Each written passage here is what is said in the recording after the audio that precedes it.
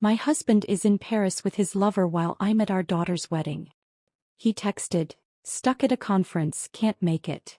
What he doesn't know is, I'm the one who paid for his trip, and the private investigator sending me photos of his conference. Tomorrow his world crumbles. The blue glow of my laptop illuminated the darkness of our home office at 2:17 a.m. I hadn't planned to be awake, but wedding jitters, not for myself but for my daughter, had jolted me from sleep. I decided to tackle Emma's wedding budget spreadsheet, hoping the mundane task would lull me back to drowsiness. That's when I saw it. An email notification flickered across my screen. Thank you for your reservation at Le Grand Paris. The confirmation wasn't addressed to me but to Dylan, my husband of 27 years. The same Dylan who had texted me hours earlier about the terrible Boston weather delaying his technology conference registration. I blinked, certain I was misreading something in my sleep-deprived state. The email showed a 5-night stay in a luxury suite, spanning our daughter's entire wedding weekend. My fingers hovered over the keyboard as a chill crawled up my spine. 27 years of marriage had taught me to trust my instincts, and something was terribly wrong. It must be spam, I whispered to myself, but the reservation details were too specific. I clicked through to our shared cloud storage where we kept travel documents. There it was, a folder labeled Boston Conference containing a flight itinerary. Not to Boston but to Paris. Before we begin, I want to welcome you to a story about betrayal, resilience, and reclamation. If you've ever felt underestimated or overlooked, Sydney's journey from silent partner to powerful CEO will resonate deeply. Consider subscribing. It's completely free and ensures you never miss these stories of transformation and empowerment. Now let's witness how one discovery can change everything. The house felt suddenly airless. I opened the window, letting the cool night breeze wash over me as I struggled to make sense of this discovery. Why would Dylan lie about where he was going? And more troublingly, how could he plan to miss Emma's wedding? Our only daughter, whose hand he'd promised to walk down the aisle in just 5 days. Sleep forgotten, I dove deeper. If Dylan had lied about this trip, what else might he be hiding? The question led me to our company's financial records, something I hadn't scrutinized in months. As co-founder of Montgomery Advanced Systems, I'd stepped back from daily operations to coordinate Emma's wedding, trusting Dylan to handle things temporarily. That trust evaporated as spreadsheet after spreadsheet revealed alarming discrepancies. 6 transfers totaling $3.7 million had gone to an offshore entity called Horizon Holdings in the past month alone. I'd never heard of this company, yet there was Dylan's electronic signature authorizing each transaction. My hands trembled as reality sank in. These weren't simple accounting errors. This was deliberate concealment. My phone rang, startling me so badly I knocked over my cold tea. Frank Winters's name flashed on the screen. Our accountant calling at 3 in the morning could only mean one thing: disaster. Sydney, I'm sorry to call so late. His voice sounded thin, weaker than when I'd last seen him. The cancer treatments were taking their toll. Frank, are you all right? No, not really. A painful cough interrupted him. But that's not why I'm calling. There's something you need to know and I can't keep it from you any longer. My stomach knotted as Frank explained how Dylan had approached him weeks ago with documents for a company sale, to French investors. Our company. My company. The one I'd helped build from nothing while raising our daughter, the one that bore my family name. He told me you'd agreed to it but wanted to stay out of the negotiations, Frank continued, each word driving the betrayal deeper. I believed him until I saw the terms. They're carving out your shares, Sydney. He's selling it out from under you. After Frank's call, I didn't cry. I didn't scream. Instead, a cold clarity washed over me. I spent the remainder of the night methodically taking screenshots, downloading financial records, and creating an encrypted folder that documented every aspect of Dylan's deception. By sunrise, my shock had hardened into resolve. I maintained perfect composure through breakfast with Emma, who stopped by to discuss wedding flowers. I smiled and nodded appropriately while my mind calculated my next moves. When she mentioned her father's video call from Boston later that day, I suggested making it a surprise for him. I'd set up the call myself as a special moment between them. After Emma left, I made a call of my own to Diane Chin. We'd met at a women's business leadership conference years ago, But I'd kept her card not for her corporate security expertise, but because she'd mentioned her background in military intelligence. I need surveillance in Paris, I told her without preamble. Discreet, immediate and thorough. Diane didn't ask unnecessary questions. Send me what you have. I'll have someone on it within hours. For the next 3 days I lived a double life. To everyone around me, I was the joyful mother of the bride handling last-minute wedding details with grace. In private moments I was building a case against my husband, reviewing Diane's operatives' findings, and securing digital evidence before Dylan could discover what I knew. I intercepted his fake texts about Boston weather delays and conference sessions, responding with concerned questions about when he might make it back for the wedding. Each lie he sent strengthened my resolve. This man, who had shared my bed, my business and my life, was planning to strip me of everything while missing our daughter's most important day. The evening before the rehearsal dinner, as I finalized seating arrangements in our dining room, Diane's latest update arrived. The photos appeared one by one on my secure tablet. Dylan emerging from the Parisian hotel in a suit I'd never seen. Dylan at a cafe with 3 men in tailored suits, papers spread between them. And then the images that stole my breath. Dylan with a woman. Tall, elegantly dressed, her hand lingering on his arm as they entered a restaurant. More photos followed, leaving no doubt their relationship went far beyond business. A quick search identified her as Vivian Laurent, corporate attorney specializing in international acquisitions. Her professional biography mentioned her work facilitating seamless company transitions between European and American owners. I zoomed in on one photo, studying the woman who represented yet another layer of my husband's betrayal. She was beautiful, yes, but it wasn't jealousy that flooded me. It was a strange sense of clarity. This wasn't just about an affair or embezzlement. This was calculated destruction of everything we'd built together. I closed the tablet and walked to our bedroom window, gazing out at the garden where Emma's wedding would take place in 4 days.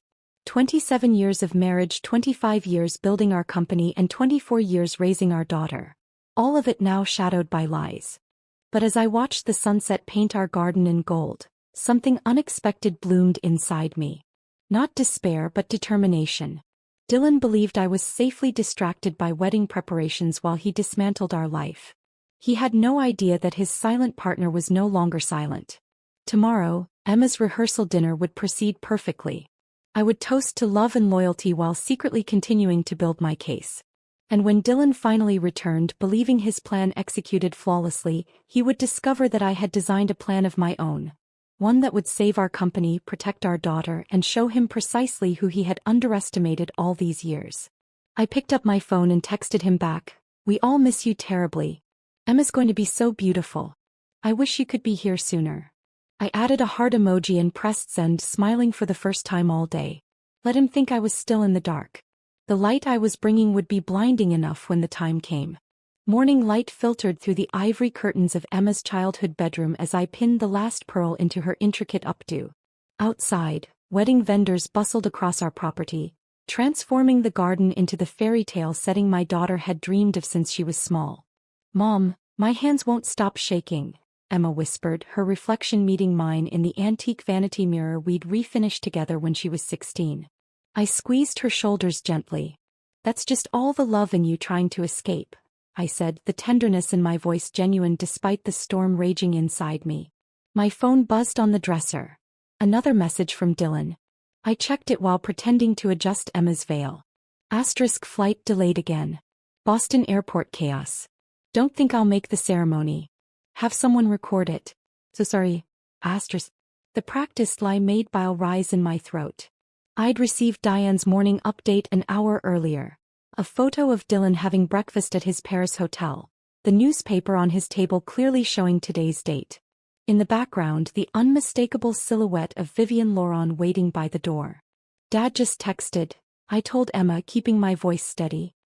"His connection's delayed, but he's trying everything possible to get here in time." Emma's face fell momentarily before she squared her shoulders. "At least we'll have the video call for the dance." "That was genius, Mom." "Yes," I said, kissing her forehead. "Technology can be such a blessing sometimes."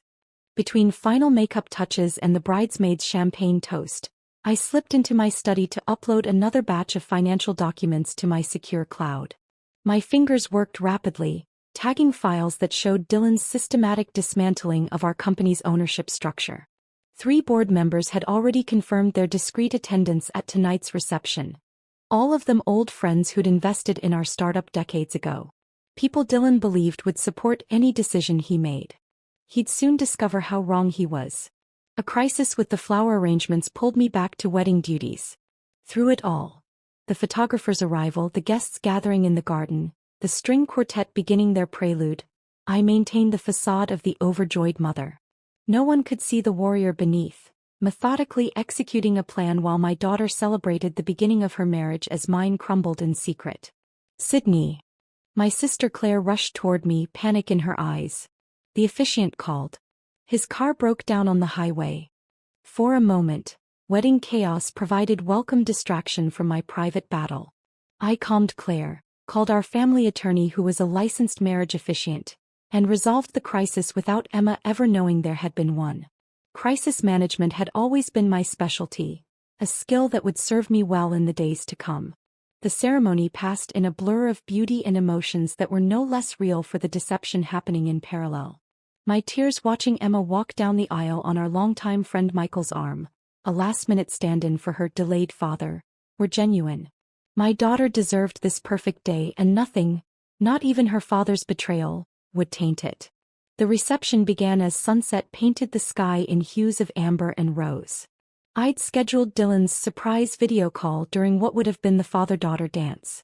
Emma stood in the center of the dance floor, radiant in her gown as I positioned my tablet at just the right angle.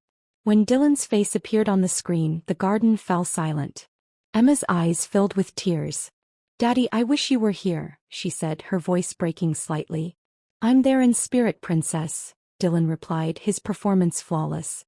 "Dance with me anyway?"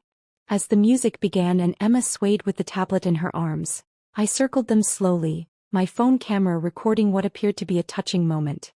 But I wasn't capturing the dance. I was documenting the Eiffel Tower clearly visible through Dylan's hotel window, a landmark impossible to see from any Boston location. Throughout the reception, I wove between celebrations and conspiracies with practiced grace.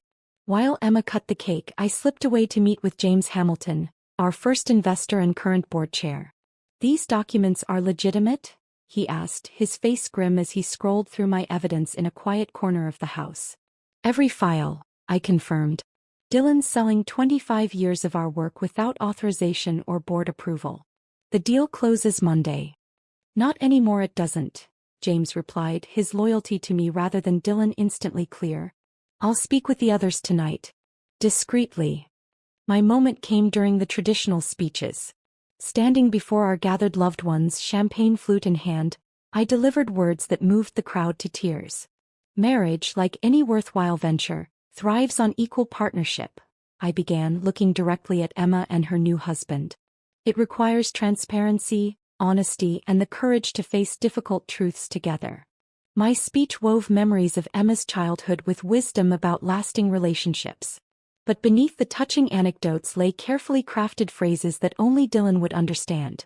References to our early business struggles, the promises we'd made when founding Montgomery Advanced Systems, coded warnings in the language of our shared history.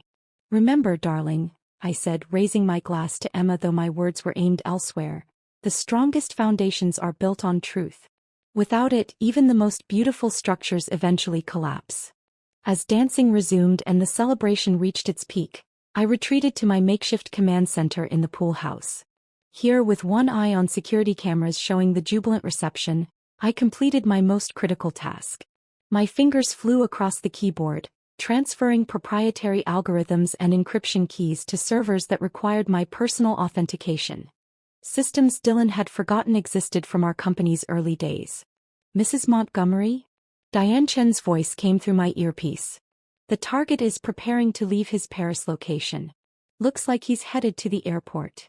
"Perfect timing," I replied, initiating the final protocol that would lock Dylan out of our most valuable intellectual property. "He'll be landing to quite a surprise." The screen confirmed my transfer complete just as fireworks exploded overhead, celebrating Emma's marriage. The synchronicity wasn't lost on me. Light and color blazing through darkness, marking endings and beginnings. I rejoined the party, accepting congratulations and hugging my radiant daughter as she prepared to leave for her honeymoon. No one saw the steel beneath my smile, the calculated precision with which I'd executed both a perfect wedding and the first phase of Dylan's reckoning. Emma hugged me fiercely before departing. "Thank you for making today perfect, Mom. I just wish Dad could have been here." "He made his choices, sweetheart," I said softly, the double meaning hidden in plain sight. "But don't worry. I'll make sure he understands exactly what he missed today." As their car disappeared down the driveway, guests waving sparklers in farewell, I checked my watch. Dylan would be boarding his flight home soon, believing he was returning to a wife distracted by wedding afterglow and unaware of his betrayal. He had no idea what awaited him, or that today's celebration marked not just my daughter's new beginning but mine as well. The house fell silent in the aftermath of the wedding. The caterers had cleared away the last champagne flutes, the rented chairs were stacked and gone, and even the fairy lights had been unplugged, leaving only the memory of celebration hanging in the air. I hadn't slept, but exhaustion was a luxury I couldn't afford. At 7:30 a.m. I heard a car pull into the driveway. Margot Finch, Emma's former college roommate and now head of cybersecurity at a Silicon Valley firm, arrived precisely on time, looking fresh despite the early hour. "Thanks for coming on such short notice," I said, leading her to our home office. "I know it's the day after the wedding, but with Dylan away and the office quiet, it seemed perfect for the system updates we've been putting off." Margot set her laptop bag down and eyed the coffee I'd prepared. "Mrs. Montgomery, you just pulled off the wedding of the century. I should be thanking you for the consulting gig. Besides, Emma would kill me if I didn't help her mom. If only she knew the real reason I'd called her." As Margot began her work, I watched her fingers fly across the keyboard, systematically reviewing our company's security architecture.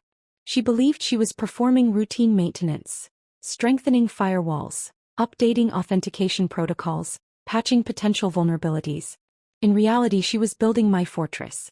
"Your current security is actually pretty robust," she noted, "but these new protocols will require multi-factor authentication for any major system changes or data transfers. No one, not even Dylan, will be able to make significant alterations without your approval." I nodded, keeping my expression neutral. Better safe than sorry in today's digital landscape. While Margot worked, I retreated to the kitchen table with my laptop, drafting a series of emails to our most valuable clients. Each message appeared innocent. Updates on current projects, inquiries about satisfaction levels, subtle mentions of our company's long-term stability plans. Between the lines, however, I planted carefully worded phrases. "As we continue our commitment to remain a privately held American company, our dedication to maintaining current leadership and vision remains unwavering. While the market buzzes with acquisition rumors, we remain focused on organic growth." By noon, I'd sent 17 tailored messages to clients who collectively represented 73% of our annual revenue. The responses began arriving almost immediately: concern, confusion, requests for clarification about rumors they'd heard. Each reply confirmed what I suspected. Dylan had already begun preparing our client base for the ownership transition without my knowledge. "All done in here," Margot called from the office. "Want me to walk you through the changes?" I joined her for a thorough briefing, memorizing the new security protocols that would soon become my armor. After she left, promising to send her invoice to our accounting department, I turned my attention to our personal finances. The discovery hit harder than I expected. Our joint accounts showed steady withdrawals over the past 8 months. Nothing large enough to trigger my attention during my distraction with wedding planning, but substantial in aggregate. Following the digital trail led me to offshore accounts in the Cayman Islands, Singapore and Switzerland. Dylan had meticulously constructed a financial escape route, transferring nearly 60% of our personal wealth to accounts under his sole control. I leaned back in my chair, a curious calm washing over me. This wasn't just business betrayal or infidelity. This was calculated abandonment, the dismantling of our entire shared life. My phone rang, displaying an international number I didn't recognize. "Sydney Montgomery," I answered, my voice steady despite the hurricane of emotions within. "Mrs. Montgomery, this is Marcel Laurent. The French accent was thick, the voice tense. You don't know me, but I believe we have a mutual situation. My breath caught. Laurent. As in Vivian Laurent. My estranged wife, yes. I understand she's been spending time with your husband in Paris. I moved to the window, scanning the empty driveway out of habit. How did you get my number, Mr. Laurent? I'm a financial journalist. Finding information is what I do. He paused. And I have information you might find valuable. Marcel explained that he'd been tracking Vivian's activities since their separation 6 months ago. She had a pattern, he said, targeting married executives involved in major acquisitions, positioning herself as both legal counsel and romantic interest. The relationships inevitably collapsed after deals closed, but not before she secured substantial consultation fees and personal gifts that somehow evaded tax scrutiny. I can send you everything I've documented, Marcel offered. Bank transfers, hotel records, text message transcripts from our shared cloud account she forgot to remove me from. Consider it a professional courtesy from one betrayed spouse to another. Why help me? I asked, suspicion threading through my gratitude. What do you gain? His bitter laugh carried across the Atlantic. Let's just say I've learned that revenge is a dish best served with documented evidence and public exposure. Your husband isn't her first, but perhaps you can ensure he's her last. After our call ended, Marcel's files began arriving in my encrypted email, damning evidence of the playbook Vivian had executed 3 times before with other executives. The final piece of my puzzle slid into place. I spent the afternoon in calculated productivity, scheduling an emergency company-wide meeting for 9 a.m. Monday, precisely 2 hours after Dylan's flight was scheduled to land. The official agenda cited urgent quarterly projections review and strategic planning, but my true purpose remained hidden behind corporate jargon. By evening, I'd received confirmation from 6 board members who would attend in person rather than via conference call. An unusual response that Dylan would have noticed had he not been 3,500 miles away, distracted by Vivian and his imagined triumph. As darkness fell, I methodically prepared our home for Dylan's return. I moved his personal items from our bedroom to the guest room. I printed selected photographs from Diane's surveillance and placed them in a folder on his desk. I changed the access codes to our home security system, programming in a temporary code that would allow him entry just once. The final touch was a call to our executive assistant, Patricia, who had been with us since the company's founding. Patricia, it's Sydney. I have a delicate matter to discuss. Her loyalty had never been in question. She was the first person I'd hired when we expanded beyond our garage startup, and the only staff member who had a company ownership stake besides Dylan and myself. The rumors are true, I told her. Dylan has been attempting to sell the company without board approval or my consent. I need your help tomorrow. Patricia's gasp was followed by steely determination. Just tell me what you need, Sydney. We spent an hour coordinating tomorrow's meeting logistics. Who would be seated where, which documents would be distributed, how security would handle access to the executive floor. Patricia had always excelled at battlefield strategy disguised as administrative efficiency. As midnight approached, I stood in our garden where just 24 hours earlier, Emma had danced surrounded by love and celebration. How quickly life could transform. Wedding flowers still fragrant in vases throughout the house while I prepared for corporate warfare. My phone buzzed with a text from Dylan. Landing tomorrow 7:05 a.m. Can't wait to see you and hear about the wedding. Love you. The casual deception, the easy endearment, they should have hurt. Instead they crystallized my resolve. I typed back a response that would give him no reason for suspicion. Safe travels. We have lots to catch up on. I looked up at the stars, drawing strength from their distant light. Tomorrow Dylan would return to the life he thought he controlled, to the wife he believed he had deceived. He had no idea he was walking into a reckoning of my design. I was no longer just Sydney Montgomery, the silent partner. I had become the architect of accountability, and my blueprint was flawless. Dawn broke with the time of my phone. A notification from the flight tracking app. Dylan's plane had landed 10 minutes early. I'd been awake for hours already, methodically transforming our home for his return. The space that had witnessed 27 years of our marriage was now unrecognizable. In our home office, I removed the last family photo from the wall. Emma's college graduation, the 3 of us beaming with genuine pride. I carefully placed it in a box with the others, then hung in its place an enlarged image of Dylan entering the Paris hotel with Vivian, her hand resting possessively on his arm. Beside it went financial statements highlighting the unauthorized transfers, each one bearing his digital signature. The formal notice from the board, drafted overnight and signed by 6 members, took center place above his desk, its legal language stark and unambiguous. The sale was blocked. My phone rang. "He's in a taxi," Diane reported. 20 minutes from your location. "And our other targets?" "The French investment team checked into the Grand Metropolitan 30 minutes ago. They're expecting to meet with Dylan at 11. I checked my watch. "I'll be there in 15 minutes. I surveyed my transformation of the house one final time. Every room contained strategically placed evidence, documentation of his betrayal placed where he couldn't miss it, yet arranged with an almost artistic precision. This wasn't just confrontation, it was installation art with a purpose. The drive downtown felt surreal. Morning commuters surrounded me, unaware of the corporate coup taking place in their midst.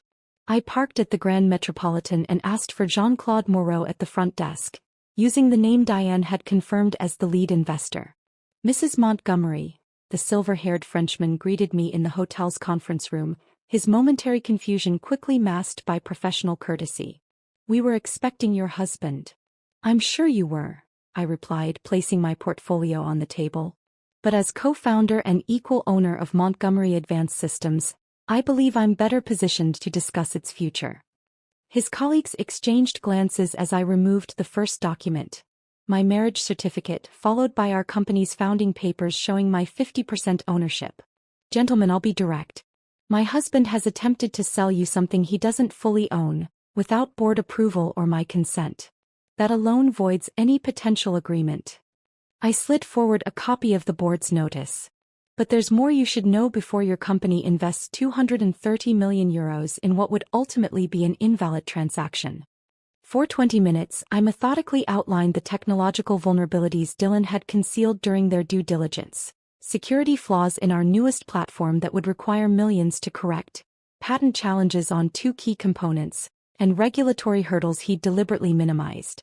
"We were not made aware of these issues," Moreau said tightly, signaling to his team to take notes. "Nor were you made aware of this," I added, sliding forward Marcel Laurent's dossier on Vivian and her pattern of compromising acquisition deals. "Your legal representative has a concerning history." The mood in the room shifted palpably. These weren't just businessmen. They were investors with reputations at stake. By the time I stood to leave 30 minutes later, they were already on phones with their legal department in Paris. "Mrs. Montgomery," Moreau called as I reached the door. "What exactly do you want?" I turned, meeting his gaze directly. "I want what's mine, Mr. Moreau. Nothing more, nothing less." As my car pulled away from the hotel, I made the call I'd been planning for days. "Patricia, execute the press release now." At precisely 9:47 a.m. as Dylan's taxi turned onto our street, the announcement hit the business wires. Montgomery Advanced Systems announces leadership restructuring. Co-founder Sidney Montgomery assumes CEO role. I watched from the window as Dylan's phone must have erupted with notifications. He visibly stiffened in the back seat of the taxi, his head bowed over the screen. I could almost see the frantic scrolling, the dawning realization that his carefully constructed plans were collapsing in real time. His first call came before he even reached the front door. I watched on my tablet as he tried to access his executive email, only to receive the automatic notification that his credentials had been temporarily suspended pending security review. His second call went to the CFO who, as instructed, directed him to the emergency board meeting already in progress. His third call went to Vivian. That one I couldn't track, but his expression as he ended it told me everything I needed to know. I positioned myself in the living room, seated calmly on the sofa with contract documents spread before me. The sound of his key in the lock echoed through the house, followed by the security system's automated voice. "One-time access code accepted." Dylan stepped into the foyer, his designer luggage abandoned just inside the door as he took in the transformed space. His eyes darted from the surveillance photos lining the entryway to the financial statements mounted on the living room walls. "What the hell is this?" he demanded, his voice hoarse with shock. I looked up as if just noticing his arrival. "Welcome home, Dylan." How was Paris? The calmness in my voice surprised even me. Sydney, whatever you think is happening, isn't happening. I finished for him.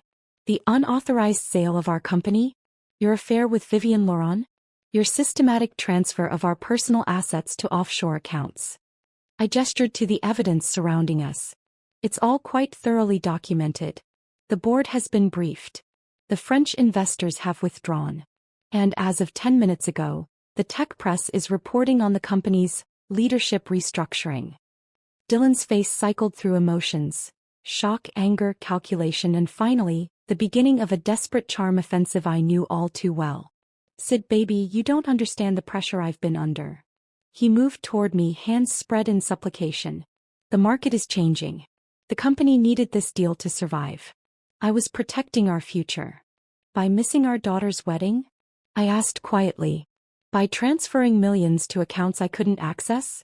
By sleeping with the attorney negotiating against us? His expression hardened. You've been so wrapped up in Emma's wedding you haven't seen what's happening in our industry. We're falling behind. This acquisition was our golden parachute. Our company has record profits this quarter, I countered, sliding forward the financial reports he thought I hadn't seen. The acquisition wasn't a lifeboat. It was your exit strategy. At my expense.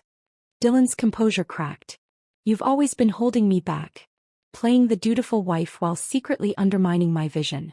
The company could be twice what it is if you hadn't insisted on your cautious approach. And yet that cautious approach built the security protocols that just locked you out of your own systems, I noted, rising to face him directly. This isn't just about us, Dylan. It's about Emma's inheritance, the legacy we promised to build for her. It's about the 312 employees whose livelihoods you were gambling with. His eyes darted around the room, looking for an escape, an angle, a strategy. Finding none, his desperation turned to rage. You won't get away with this. The board has seen everything, I interrupted, my voice quiet but firm. The offshore accounts, the falsified projections, the manipulated client contracts. Your signature on papers you never showed me. I stepped closer, meeting his gaze. You taught me something important over these 27 years, Dylan. You taught me to always read the fine print. And the fine print in our company bylaws states that fraud by any officer triggers an automatic leadership review. Dylan's phone buzzed with incoming calls that he ignored, his face pale as the full extent of his situation dawned on him. I trusted you, I said softly. With my heart, my company, our daughter's future. You weren't just betraying a business partner. You were dismantling our entire shared life. For the first time, I saw something genuine in his eyes. Not remorse for his actions, but shock at being caught, at being outmaneuvered by the woman he had so completely underestimated. What happens now? He finally asked, his voice barely audible. I glanced at my watch. Now we have a board meeting to attend. After that. I met his eyes one final time. That depends entirely on how much more of our shared legacy you're willing to destroy. The Montgomery Advanced Systems boardroom had always intimidated visitors with its wall of windows overlooking the city skyline, the gleaming mahogany table that seated 16, and the subtle display of industry awards accumulated over 25 years. Today it felt like a courtroom. 8 board members sat ramrods straight, their expressions ranging from shock to barely concealed anger as I methodically presented the evidence projected on the wall screen. Dylan sat opposite me, his earlier bluster deflated with each damning slide. As you can see from these communications, I continued, advancing to an email thread between Dylan and Vivian, the planned sale was deliberately concealed from both the board and myself despite our fiduciary requirement for dual executive approval on any ownership changes. James Hamilton, our longest-serving board member, removed his glasses slowly. Dylan, is there anything you'd like to say in response to these allegations? Dylan leaned forward, his charm offensive switched to full power. This is being wildly mischaracterized. Sydney found preliminary discussions and jumped to conclusions. Yes, I explored options without immediate disclosure, but only to gauge market interest before bringing a fully formed proposal to the board. Preliminary discussions don't typically include signed letters of intent, I countered, displaying the document bearing his signature. Or transfers of proprietary algorithms to third parties for evaluation purposes. The room fell silent as board members reviewed copies of the technical schematics Dylan had shared with the French investors. Core intellectual property that represented millions in development costs. This constitutes corporate espionage, said Victoria Reeves, our newest board member and former federal prosecutor. These actions expose the company to significant liability. For 2 more hours, the meeting continued in this vein. My meticulous evidence met with Dylan's increasingly desperate explanations. When the board finally called for a brief recess, Dylan cornered me near the water cooler, his voice low, urgent. "Sydney, we can fix this. Together." His hand reached for mine, the same practice gesture he'd used countless times throughout our marriage. "We built this company from nothing. We can rebuild our marriage too." I stepped back, creating distance. "I already have the company, Dylan. And I have no interest in rebuilding something that existed only in my imagination." When the board reconvened, their decision was unanimous. Dylan would be removed as CEO effective immediately. I would assume full executive control while the company navigated this transition. As the boardroom emptied, I remained seated, arranging papers with deliberate calm while Dylan stood frozen by the doorway. "You'll be hearing from my attorneys," he finally said, a hollow threat we both recognized. "Actually, you'll be hearing from mine first." I slid a manila envelope across the polished table. "Divorce papers. Already filed." Dylan stared at the envelope without touching it. "You'll note that the terms are more than fair," I continued. "You retain your original founder's shares, though you're removed from operations. You keep the vacation house in Aspen. Your retirement accounts remain untouched." I met his eyes. "A more generous settlement than you had planned for me. Why would you do that?" Suspicion colored his voice. "Not for you," I clarified. "For Emma. Because despite everything, she loves her father, and I won't make her choose sides in a scorched earth divorce. You've already taken enough from her by missing her wedding. I won't take her father too." 3 days later, Emma's honeymoon ended with her return to a family transformed. I waited until she and her husband were settled in their new apartment before I asked her to meet me for lunch alone. The upscale cafe provided enough privacy for difficult conversations. Emma's eyes, so like her father's, searched my face as I carefully explained what had happened. The planned company sale, the financial deceptions, the real reason Dylan had missed her wedding. "So he was in Paris? With another woman?" Her voice cracked slightly on the last words. "Yes," I answered simply, respecting her enough to offer truth without embellishment. Emma stared into her untouched tea. "And you're getting divorced?" "We are." Her shoulders straightened, a gesture so reminiscent of my own that it caught me off guard. "I need to talk to Dad. Hear his side." "I would expect nothing less," I said, reaching for her hand. "And whatever relationship you choose to have with him moving forward is yours to define. I won't interfere." 2 weeks after Dylan moved out, I called the first all-company meeting under my leadership. 400 employees gathered in the main atrium, uncertainty evident in their postures and whispered conversations. "Many of you have heard rumors," I began, my voice carrying through the space. "Some true, some exaggerated. Today, I want to speak directly about our path forward." For the next hour, I outlined my vision for the company's future.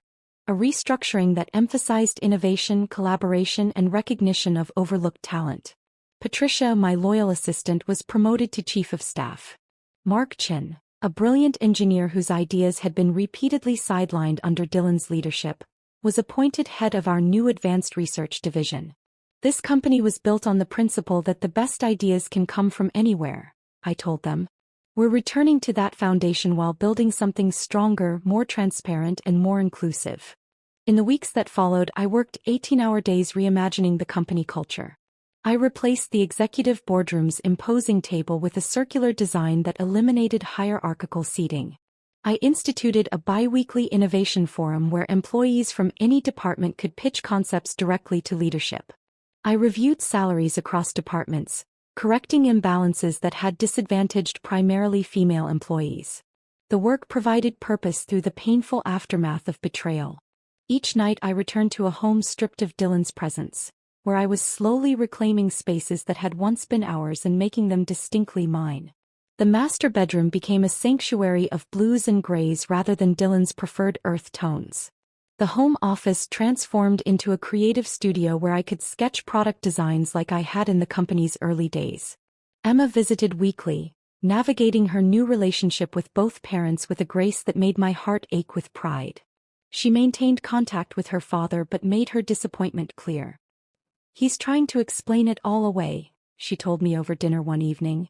"But I keep thinking about that video call during the wedding, seeing the Eiffel Tower in his window while he pretended to be in Boston." "People make mistakes," I said carefully. "Even terrible ones." He studied me with those perceptive eyes. "How are you not furious all the time?" "Who says I'm not?" I smiled slightly. But anger wouldn't restore what was taken. Only I could do that.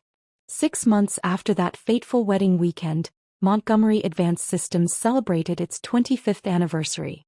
Under crystal chandeliers in the Grand Metropolitan Ballroom, the same hotel where I'd confronted the French investors, hundreds of employees, clients, and industry leaders gathered to mark the occasion. I stood at the podium wearing a silk dress in our company's signature blue, a delicate Parisian scarf draped around my shoulders, purchased during my first solo international business trip the previous month, where I'd secured our largest European contract to date. 25 years ago, a company was born in a garage with nothing but ambition and a belief in making technology more accessible. I began looking out at the sea of faces. Today, we honor that legacy while embracing a future limited only by our imagination and courage.